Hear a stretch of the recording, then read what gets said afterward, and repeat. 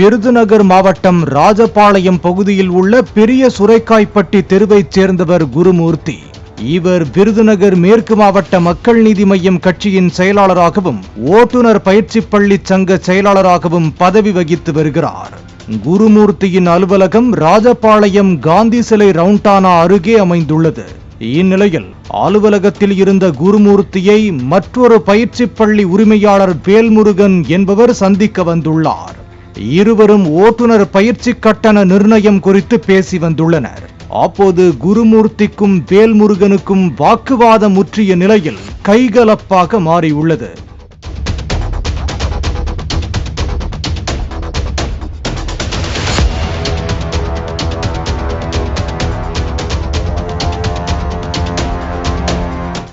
பின்னர் வேல்முருகனோடு வந்த 6 நபர்கள் குருமூர்த்தி மீது கொடூரமாக கொலைவெறி தாக்குதலில் ஈடுபட்டனர்.